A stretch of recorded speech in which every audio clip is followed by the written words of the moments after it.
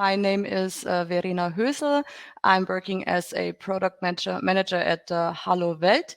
And today I'd like to guide you through the new product features which were developed for the BlueSpice 4.3. Like I already said, the 4.3 version will be released this summer, probably June, July. I prepared a little agenda, so we're talking about compatibility. Also, we will talk about some features like the content droplets and our advanced menu editor.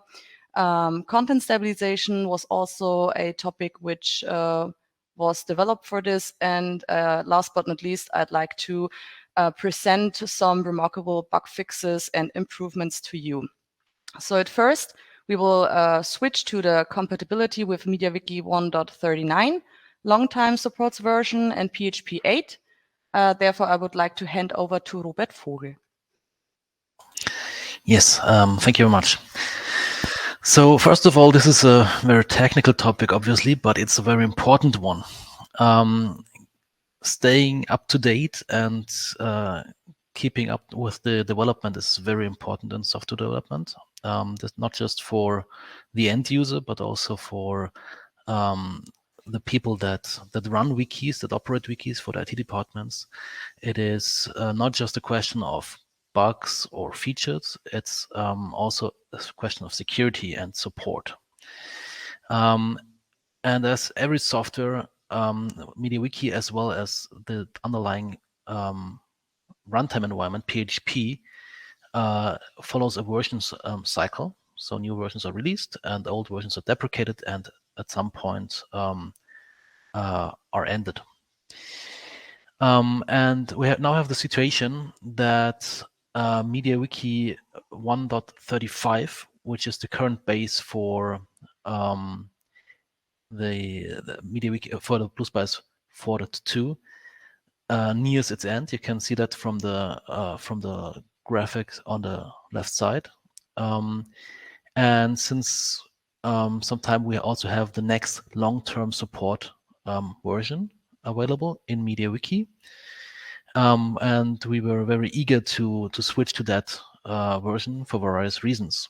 One of the most important is obviously that it has an extended support, that we can make sure to deliver updates on a regular base to you, to our users, and make sure that we always get secure and up-to-date software. This is currently it's still possible with MediaWiki 1.35, but this will end at some point. So switching to MediaWiki 1.39 is a very important step, even though the end user may only notices it in some places. There are actually places that you will notice it, but yeah, it's mainly the basic software that has improved and changed. One of the most important things for switching the MediaWiki version is also being able to run on more recent PHP versions, because the PHP versions, that's the software that runs the wiki, basically, that is installed on the source, also have version cycles. And as you can see from the graphs here on the right side, there are some versions that are not supported anymore. PHP 7.4, for example, which is still widespread used. And even PHP 8.0 is already in the phase of being ended. It's still some support here, but yeah, not long anymore. So by switching to MediaWiki 1.39, we also are enabled to switch to PHP 8.0 or 8.1. This the actual version that is used in the end pretty much depends on the environment the software is installed on. Not all environments have all the versions available, but that's a detail, and you can be sure that we always aim for the highest possible version here. Thank you very much. So, as I already said, why are we doing that? First of all, we have we had in the past a long-term support strategy. So we're not chasing the latest version of MediaWiki and all the extensions, but we're binding our software to a long-term support version for various reasons. One reason is that it makes development easier, but the more important reason is that we are then able to longer deliver updates. And yeah, and obviously there are additional. Sorry, can you go back? Thanks. There are additional benefits from such an update. I already mentioned it that we get newer features, for example, in MediaWiki. So you will see that visual editor functionality has improved in MediaWiki 139. So it's not just the MediaWiki core software that we update. We also update all the extensions that are bundled with it, like MediaWiki, like template data extensions and stuff like that. So you will see quite some differences. Improvements coming from the MediaWiki base software and its extensions. We also update the third-party community extensions that we bundle in our distribution. So also here you can expect the one or the other new feature and obviously improvements in the usability. And yeah, last but not least, one item here on the list is it will provide a better performance. This is especially true for the PHP version. So with each PHP version, we have seen an increase in performance and an improvement in resource utilization. So we expect this to have a positive effect on the overall performance of the system, making things a little bit faster and more smooth, which is always something that the end user also benefits from. Yes, and I think that's mainly all that can be said about the update. It sounds like a small topic, but it is actually an important one to make sure that we can deliver the software over a long period of time in a good quality. And it also, will add additional functionality. There's a question from Klaus. Semantic, yes, we are also updating Semantic MediaWiki with that release. So this is not just Semantic MediaWiki, also page forms extension, for example. So there are a couple of extensions that we are updating, which was not necessarily possible before because they were bound to MediaWiki 135, for example. But now with the MediaWiki 139 version, we were able to update those third-party extensions as well.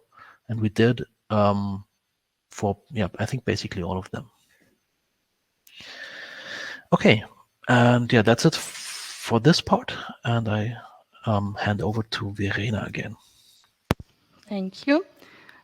So we're directly jumping into our one big topic, which is called content droplets. So we created a new extension. Our goal was that users should have an easy and quick way to add items to the page content. So this is what also the heading said, enrich pages via content droplets. This includes, for example, tags, parser functions, and templates.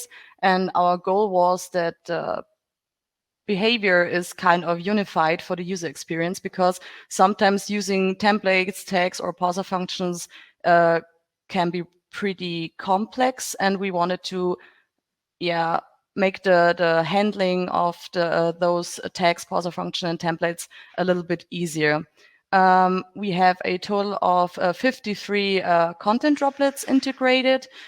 Some of them you might already know, because content droplets will replace the insert magic extension, what means that in the insert menu of the visual editor toolbar, there won't be any longer a menu entry point which says insert magic word, but rather there will be a new icon there where you can access a dialog, which is a booklet dialog, and select your droplet there.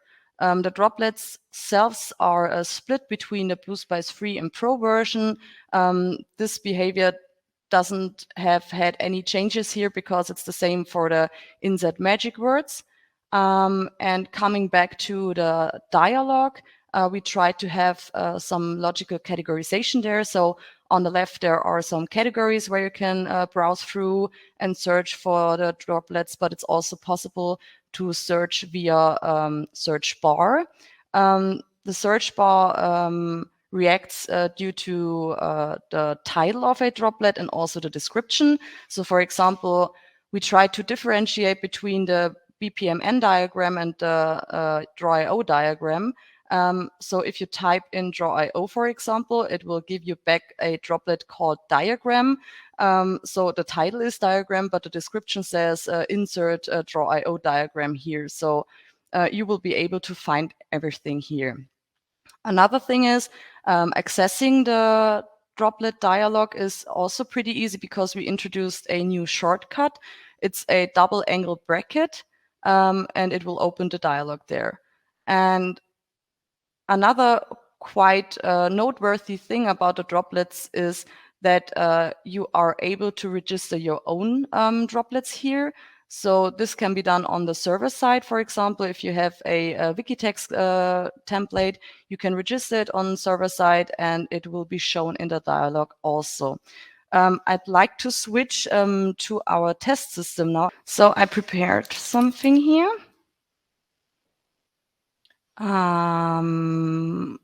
Exactly, to show you some of the droplets. So as you know, there is a wiki page. You can go to the edit mode.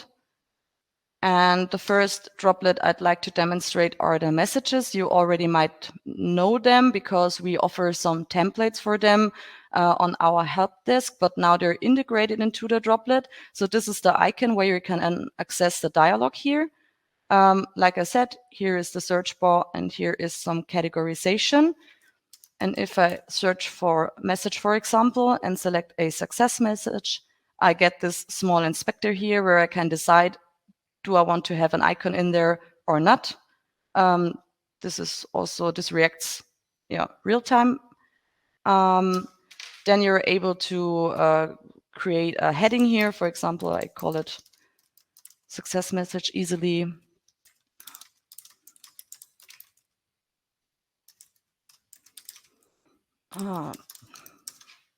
And then you can save it and it's shown like that. So like I said, maybe you know already the design of it. What is also pretty cool about this is if you edit it again, you can switch between other message types. So we have the warning here, which changes into a red text box. We have an important message. We also have notes or a tip, for example. I will keep the success message here.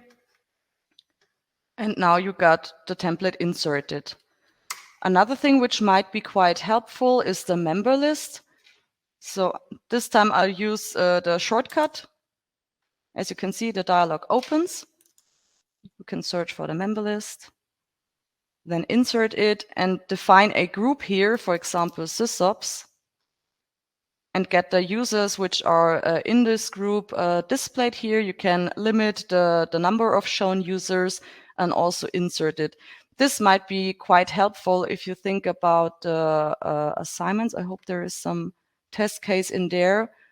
If there are any groups assigned, no, it's not, unfortunately. Also not. Sometimes it says that exactly a page is assigned to a group. For example, you can go to this page, create it, and also add the member list here to get the users displayed if you want to. Another thing is we know that customers often use the MARF formulas. We have now two ways to access those. They are still in this insert menu over here, but you can also create or search for the MARF droplet and insert the formula. So we wanted to keep that everything is accessible here. Let's take this one. Exactly. We also introduce a droplet which is called button, where you can create a button get an inspector here. You can change, you can decide whether it should be an internal or an external link. I will click external link here and copy an URL. You can change the text on the button, and also it's possible to change the color here. So it could be blue, it could be white, or it could also be red, and insert it. And the last thing I'm pretty excited about, because I think that I will need this definitely at my daily work, is the decision droplet. So you can search for decision here, insert it, type your decision in here, insert it. I'm going to save the page now. So the page has a decision, which is also available under the properties, like here. And it's also possible that you create some query where you can get an overview of all your decisions in the wiki.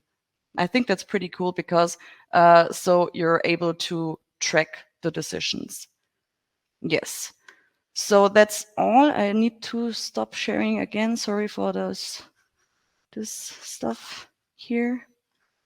That's all I have to say for the content droplets right now, which brings us to our next topic, which is the advanced menu editor. So we did some further improvement on our menu editor, and our focus was mainly on nested structures, because customers often requested that. And it was pretty important to us that this could be easily implemented by the end user by using a user interface. We also have changed the user interface itself a little bit. So we adjusted the styling that it is more lightweight and clear and modern.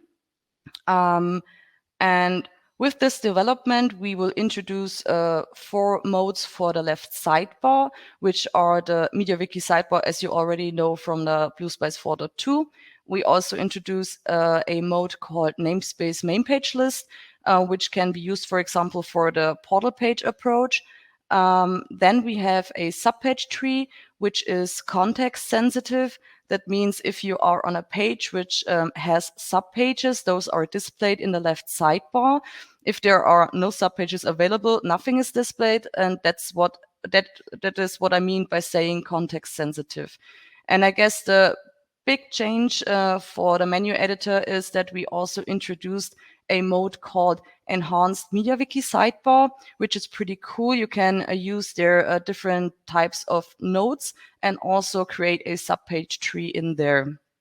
The menu editor will be distributed with BlueSpice 3 already. And yeah, it contains further functionalities like the restriction of panels to specified groups. And also you can apply some CSS clauses if you want. Now I'm heading back to the demonstration. As you can see, there is the MediaWiki sidebar. This is nothing special to you because we already introduced it. But if you want to change the left sidebar, you need to go to the config manager. And then we have under the skinning part, we have this menu in main panel for primary sidebar. There is the MediaWiki sidebar selected. And as you can see, here are the 3 different other modes. The first one is the namespace main page list. I will save that and refresh the page. And you can see that here are some pages listed. Those are the main pages of a special namespace. I'll click on my own. So this is, for an example, a main page, but if you are unhappy with the display, you can use uselang qqx, search for the message key here, and then you are able to change it, for example.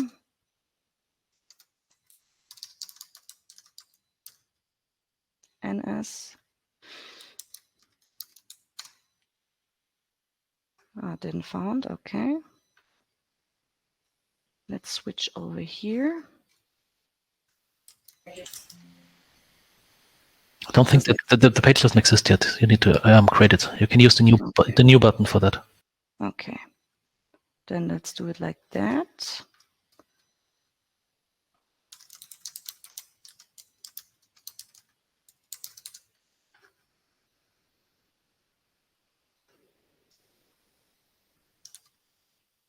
And let's call it portal page, for example. Save it. And now there is another message key displayed if you're unhappy with the title of the page, for example. So this is all the magic about the namespace main page list. Then I'd like to show you without this, the next one, which is the subpage tree. That's the context sensitive one. Did I save it? Yeah. So as you can see, if there is no subpage available, there is nothing displayed. But if you switch to a page with subpages, for example, I have a marketing page with a lot of subpages. There is this tree where you're able to click on the icon and see what things are contained here.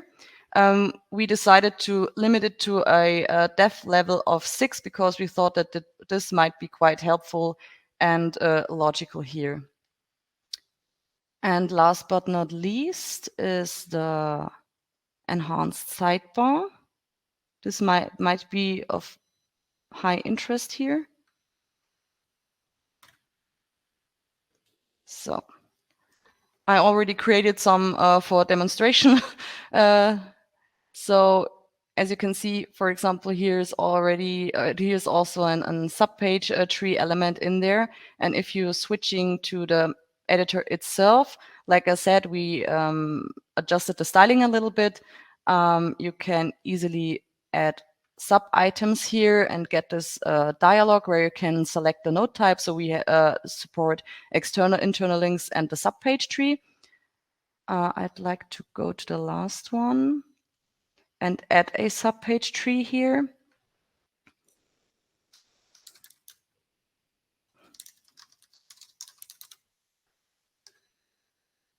You can also limit the depth here and restrict the, like I said, restrict the elements to groups and add some CSS clauses.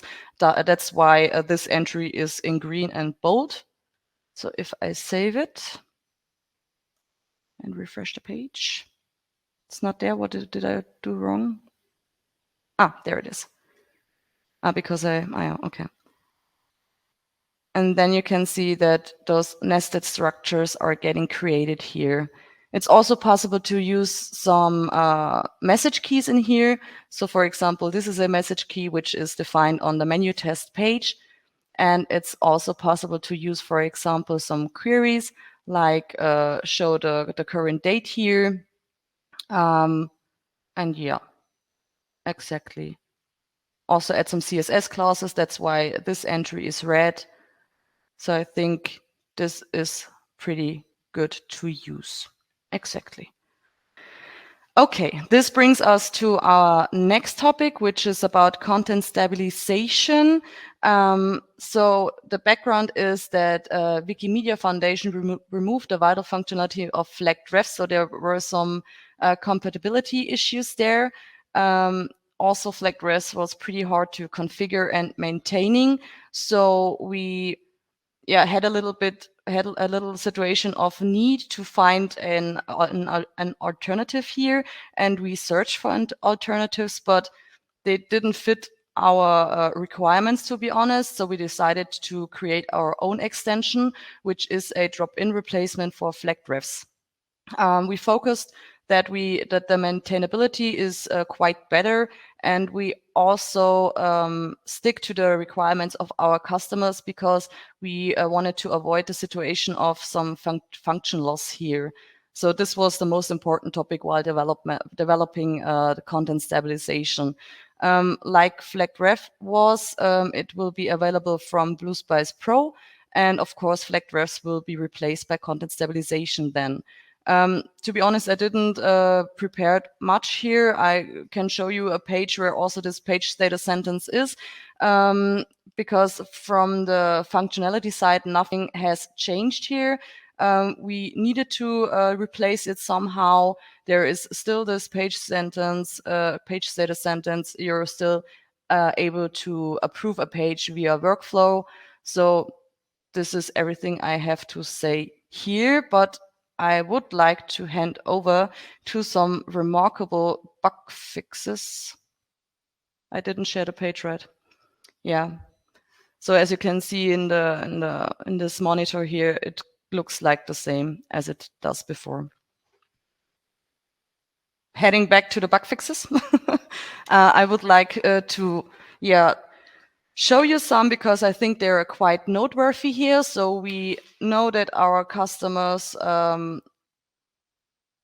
have had a big focus on the copy-paste topic from MS Word and MS Excel. So we put some effort in there and it works pretty good now.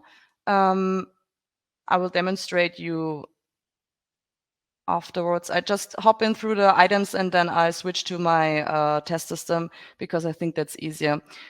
We also did some improvement on links in draw.io diagrams. So for example, if you have a shape where you mention a responsible person and you have an organizational chart in your company, you can link, for example, the user profile to this shape, and after saving the diagram and clicking on it, you will be forwarded to this user profile, for example. We also focused on the topic deletion of subpages because by introducing the word import with BlueSpice 4.1, we received the feedback that it might happen that a Word file gets imported into a wiki, which should not be in there, and getting all those subpages deleted if you splitted the imported file is pretty complicated or needs high effort to get those pages out of the wiki. So we also focused on that. As a next point here, we already introduced this with 4.2.5, but maybe some of you might not know about this feature. We focused on the metadata of a page, what means the page status sentence, the categories, the recommendations, and the rating. So we tried to make them configurable regarding their position. Background was that we introduced a behavior that the categories are at the bottom of a page, and some of you might need the categories on the top of a page, so below the page title. This is also possible now via the config manager. But as a hint, the order how you select those items is also the order it will be displayed after saving in the config manager. Last but not least, we also did some small improvement about the configuration of drag and drop when inserting a file. So there's also an option in the config manager where you can decide whether it should be a thumbnail or a basic image or a frameless. You can also choose the alignment of the image after inserting it. And I'd like to switch now. So starting again with the copy and paste topic from MS Word and Excel, I created a page and I also prepared a Word file. I copy the content now and switch to this page and just pasting it in here, and it works pretty smooth. Also, we try to focus on tables because we also know that this was some quite complicated topic, and now it's possible to copy individual sales, for example. You can copy more and expand your table by this. So the performance got a lot better here, and I guess it is more fun to use it. I also created an Excel and copy some content here. Of course, copying works by just copying the values you can see, so no formulas in here, but it's also pretty simple to insert a table now from a Excel file. Exactly. Next thing I mentioned was about the links in Draw.io diagrams. So I will insert a Draw.io droplet here.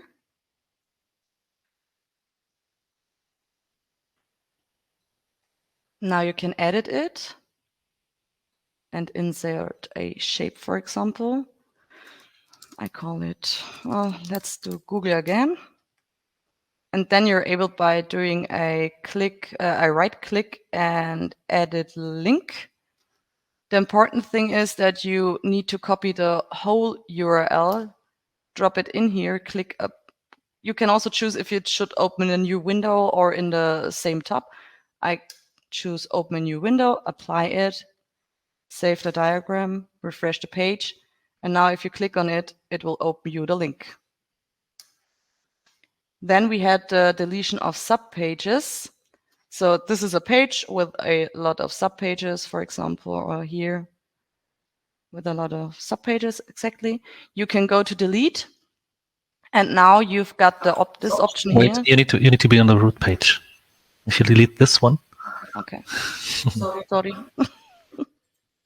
Okay, now again. So you've got this option here, delete subpages. It's activated by default because we thought that this might be quite helpful. And if you click on done, everything is gone. So also the subpages are gone. At the moment, it's like that. If you want to restore the pages, you can do this individually, but not all at once. That's the only thing I want to mention here. Exactly. Then we had the configurable position of metadata. As you can see, the recommendations are here, categories are here, and the rating is here. But if you want to change them, you need to go to the config manager and can select the items here. So I'll choose also the categories here, for example, and here the recommendations, save the page.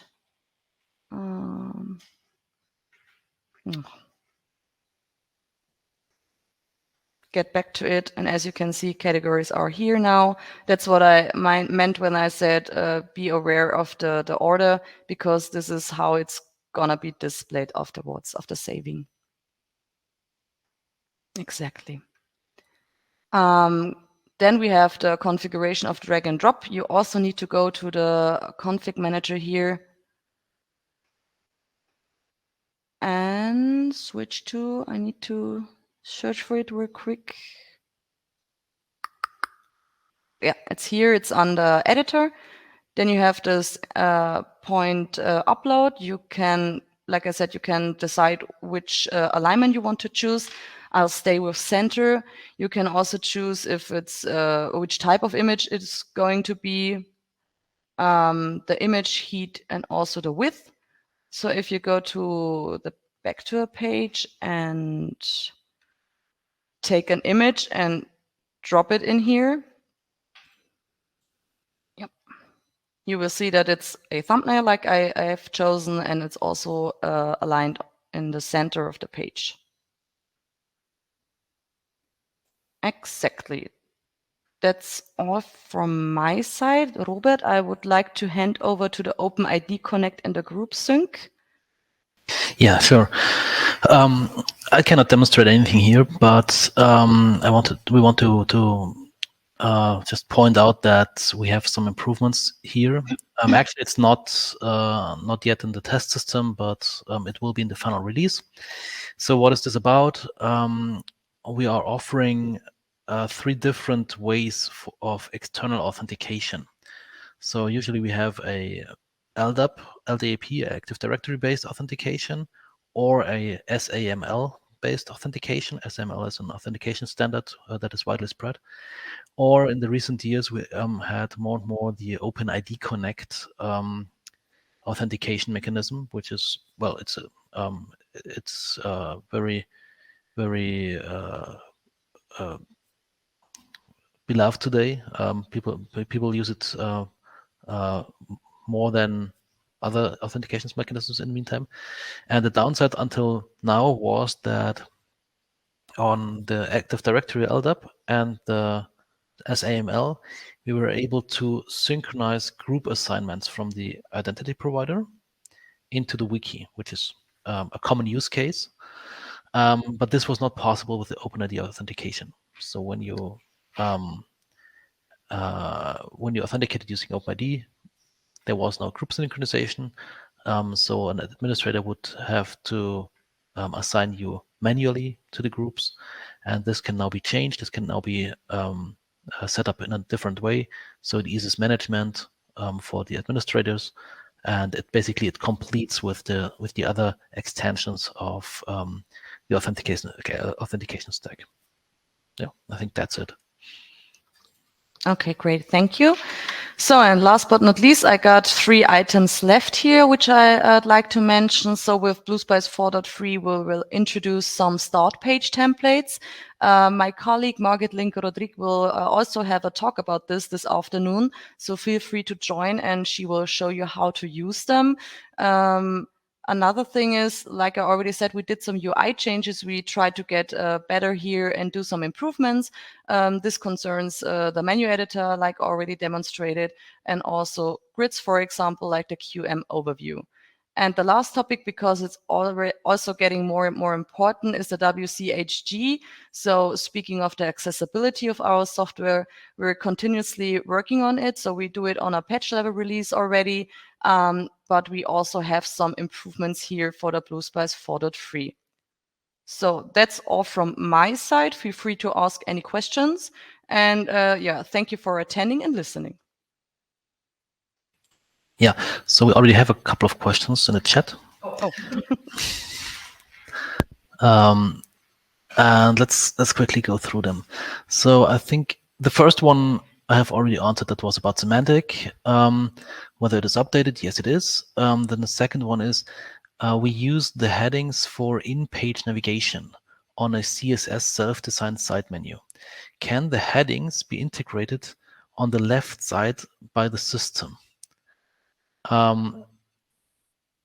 So I think the question is whether the so-called table of contents can be added to the left navigation.